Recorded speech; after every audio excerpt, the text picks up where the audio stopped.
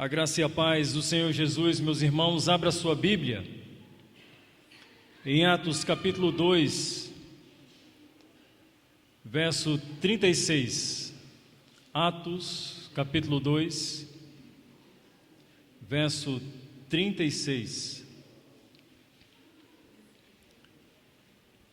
Estamos numa série, podemos assim considerar, já há alguns domingos, lendo, meditando e buscando a graça de Deus para aplicar a sua palavra em nossos corações acerca de ser igreja, permanecer em Cristo para pertencer na igreja do Senhor Jesus. E hoje à noite iremos meditar mais uma vez em Atos dos Apóstolos, capítulo 2, para nos aprofundar mais ainda sobre esse tema, igreja do Senhor Jesus Cristo, e qual o propósito de Deus para as nossas vidas, de permanecer e fazer parte da sua igreja. Capítulo 2, verso 36, diz assim: portanto, que todo Israel fique certo, este Jesus a quem vocês crucificaram, Deus o fez Senhor e Cristo. Portanto, que todo Israel fique certo disso. Esse Jesus a quem vocês o crucificaram, Deus o fez Senhor e Cristo. Senhor nosso Deus, nós te agradecemos e louvamos o teu santo e poderoso nome. E suplicamos que teu Espírito fale aos nossos corações. Fale, Senhor, com cada vida aqui presente, Deus, para te obedecer, te amar e te glorificar através das suas vidas.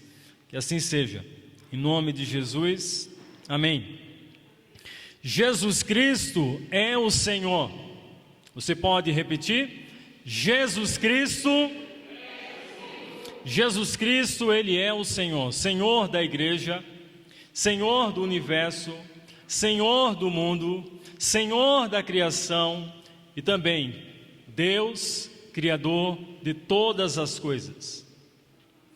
Em Atos capítulo 2, é uma pregação, e na verdade uma explicação do apóstolo Pedro acerca da vida, da morte e da ressurreição do Senhor Jesus Cristo. Os efeitos da morte e da ressurreição do Senhor Jesus sobre as nossas vidas. Se você já parou atenção para ler as Escrituras Sagradas, e no momento que Jesus ele é crucificado, em que um dos soldados pega a lança e crava nos lados do Senhor Jesus, podemos ali crer que naquele momento Jesus estava sofrendo, vertendo o seu sangue, sacrificando a sua própria vida para dar vida a um corpo, a um povo chamado igreja. É através da morte do Senhor Jesus Cristo que Ele inaugura um novo tempo, um novo povo, uma nova raça, chamado igreja, povo de Deus, comprado e redimido pelo sangue, pela obra da ressurreição do Senhor Jesus Cristo. Há muitas pessoas que dizem que Deus é Pai e se consideram filhos e filhas de Deus. Mas nós sabemos, à luz das Escrituras Sagradas, no capítulo 1 de João, que todos aqueles que creram em Jesus, Ele deu poder e concedeu que se tornassem filhos de Deus, não por causa da tradição, não por causa de uma razão cultural ou de uma linhagem, mas por causa da fé no Filho de Deus.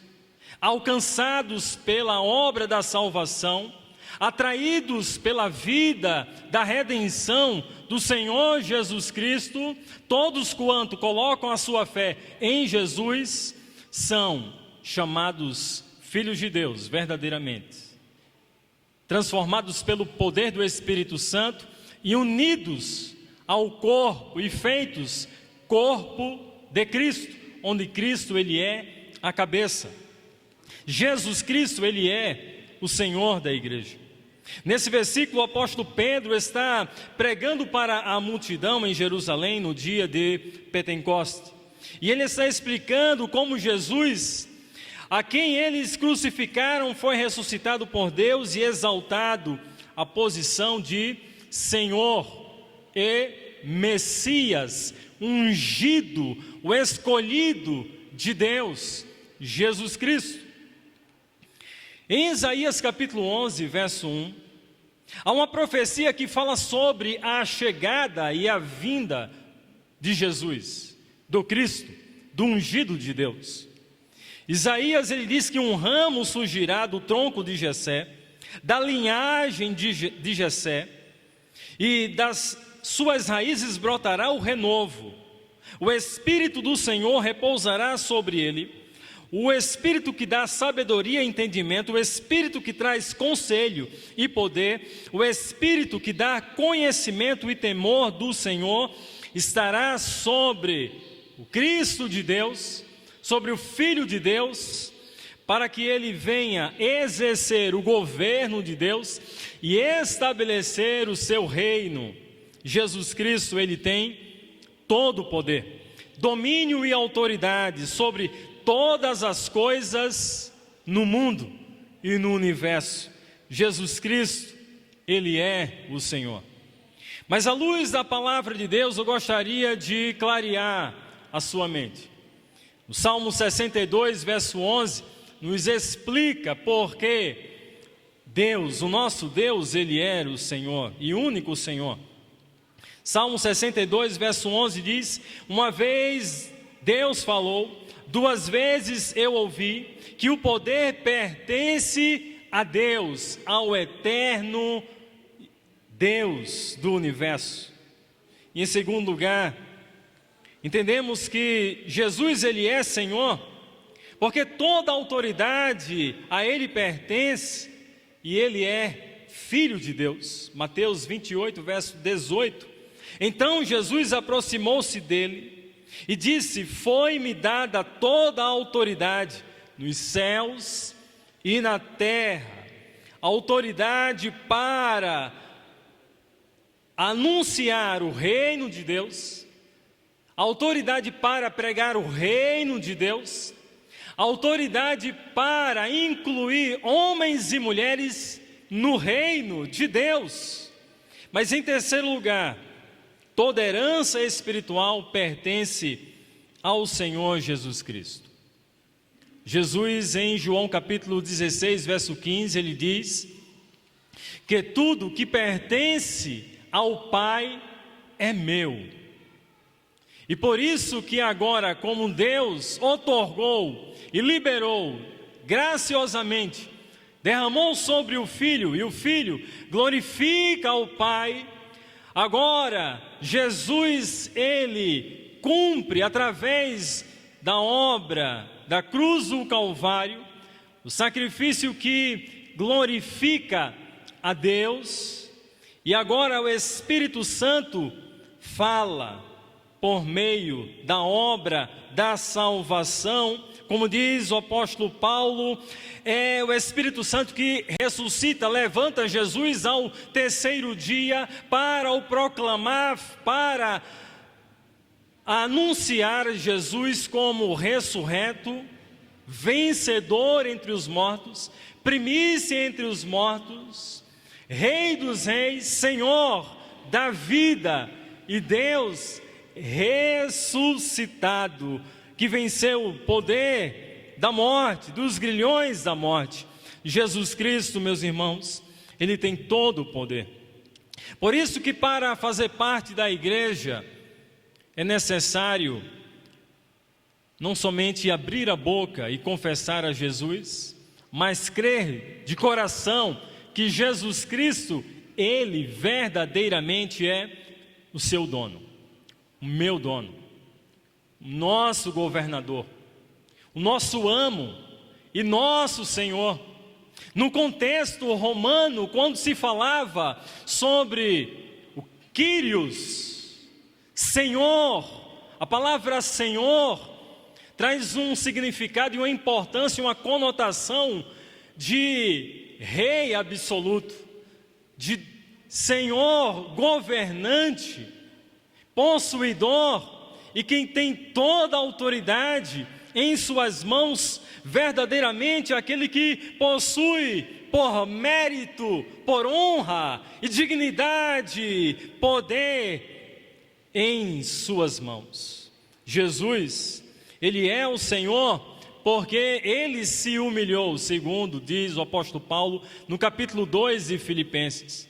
Desceu os estágios mais baixos da existência humana, se despiu da forma, não considerou ser elevado ao ponto de se humilhar-se, se vestir-se com pele humana, andar entre homens, beber, ter fome, ser humilhado na existência humana perante a morte. Mas diz o texto em Atos capítulo 2 que Ele não foi deixado no sepulcro, que Ele não foi esquecido no sepulcro. O texto diz, capítulo 2, verso 29: irmãos, posso lhe dizer com franqueza que o patriarca Davi morreu e foi sepultado, e seu túmulo está entre nós até o dia de hoje, o rei Davi. Mas ele era profeta e sabia que Deus lhe prometera sob juramento que colocaria um dos seus descendentes em seu trono. E aqui ele está falando sobre Jesus, sobre Jesus Cristo, descendente de Jessé, profetizado desde o Gênesis, atravessando linhagens, genealogias, gerações, e segundo a soberania e o propósito de Deus, na plenitude dos tempos ser revelado, Filho de Deus, descendente de Davi, o Cristo, ungido de Deus, que revelaria o reino de Deus e que venceria o poder da morte. Diz o texto no verso 31, prevendo isso, falou da ressurreição de Cristo, que não foi abandonado no sepulcro e cujo corpo não sofreu decomposição. O texto sagrado diz: Deus ressuscitou a Jesus, e todos nós somos testemunhas disso. Exaltado à direita de Deus, Ele recebeu do Pai o Espírito Santo prometido e derramou o que vocês agora veem e ouvem. E no verso 36 diz: portanto, que todo Israel fique certo disso, que Jesus, o ungido de Deus, o descendente de Jessé, o rebento que Isaías profetizou, Ele foi crucificado pelas mãos dos judeus, dos romanos, mas Deus ressuscitou no poder do Espírito Santo, e assim o proclama como Senhor e Messias entre todas as gerações, nações, tribos, línguas e povos. Agora precisam saber que Jesus, Ele é o Senhor. Jesus Cristo, Ele é o Senhor sobre os reinos da natureza.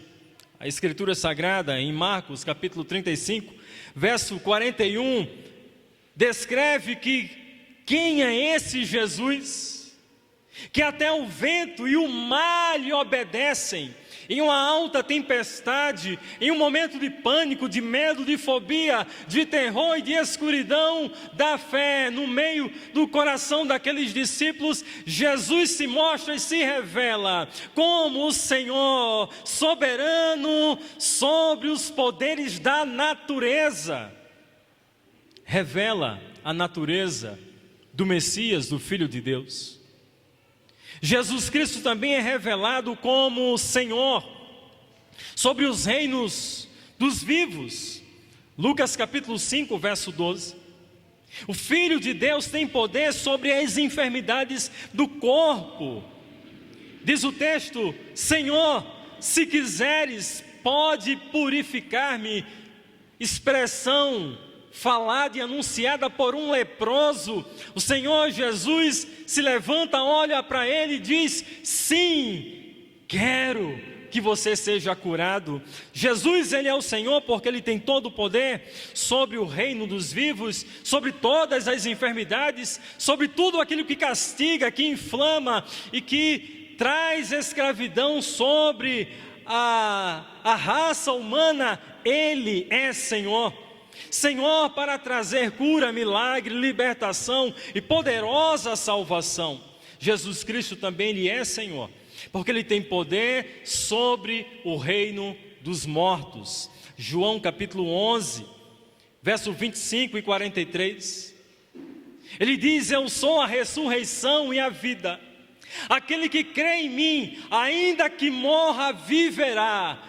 E a alto e bom som, ele disse: Lázaro, vem para fora. Jesus, ele tem poder sobre a morte. Jesus, ele reina sobre aqueles que estão à sepultura, marcado, quem sabe por alguma adversidade, por algum hábito, pela força de um vício, do vil pecado. Ele tem poder para trazer vida.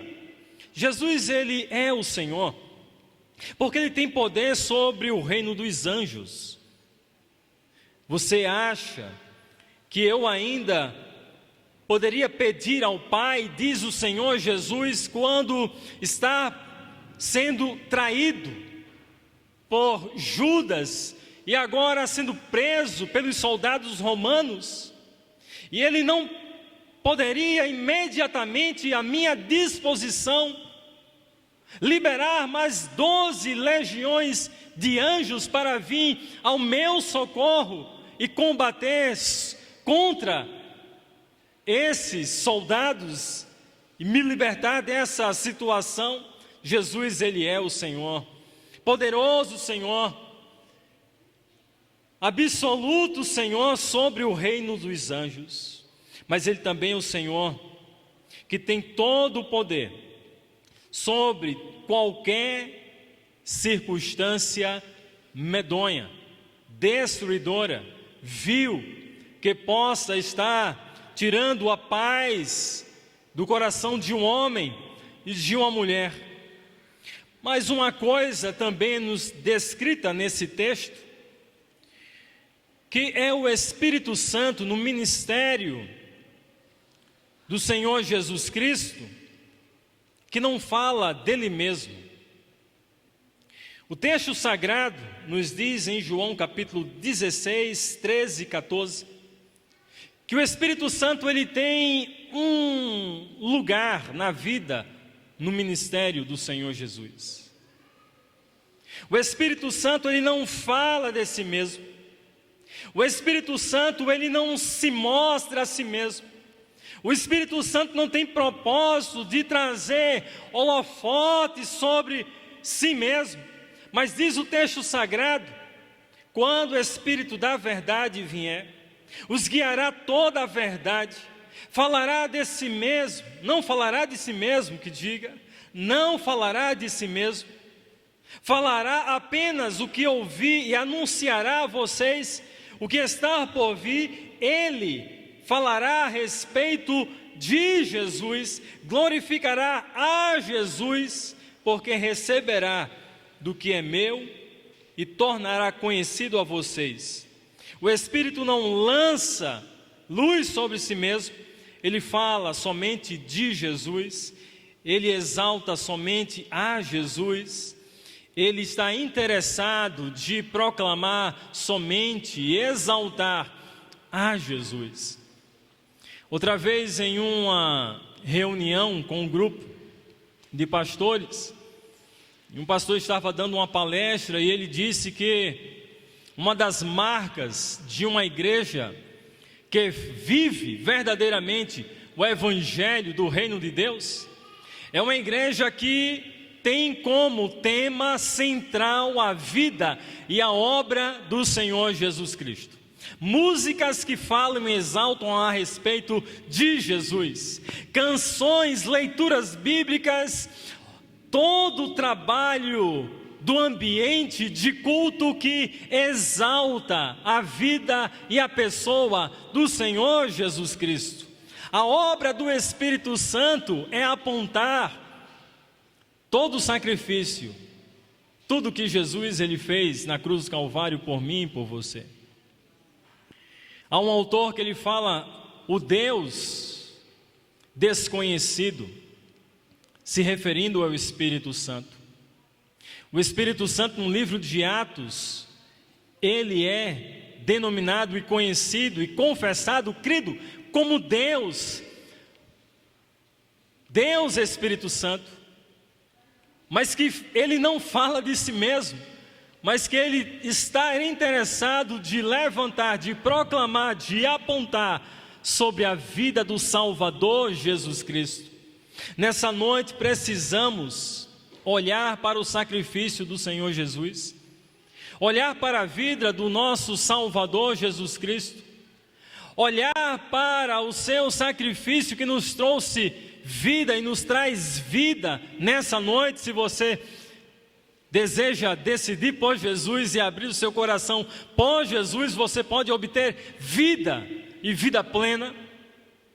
Precisamos também prestar atenção para o movimento do Espírito Santo no seio, no meio da igreja. O Espírito Santo, ele glorifica a Jesus. E nós também precisamos glorificar através das nossas próprias vidas, falar de Jesus, cantar mais sobre Jesus, exaltar mais a Jesus. Nossa vida ser um livro aonde as pessoas possam ler nosso testemunho, nossas ações, nosso comportamento, nossas intenções, nossos desejos e ver a pessoa do Senhor Jesus Cristo na vida de cada crente aqui. Busque fazer esse exame pessoal. Busque fazer esse teste diante de Deus. Se as pessoas lá fora conseguem ver Jesus em você, conseguem ver mais de Jesus em sua vida, mais de Jesus em seu comportamento misericordioso, compassivo, amoroso, pois a grande obra da salvação de Deus realizada na cruz do Calvário tem como objetivo transformar a minha e a sua vida na semelhança do Filho de Deus, Jesus Cristo. Em Romanos capítulo 8 vai dizer que todos quantos foram predestinados, chamados por Deus, têm como destino se tornar imagem e semelhança de Jesus. Jesus, ele morreu na cruz do Calvário, abriu seus braços de amor e de compaixão para atrair todo aquele que nele crê, para torná-lo imagem e semelhança do Senhor Jesus. É disso que o Espírito Santo fala, é desse propósito que o Espírito Santo está comprometido, e que nós também nessa noite devemos dedicar as nossas vidas, nosso corpo, nossa mente, para que Deus ele nos leve a realizar a sua obra, falar do seu reino e exaltar a Jesus Cristo. Que assim seja. Em nome de Jesus, amém.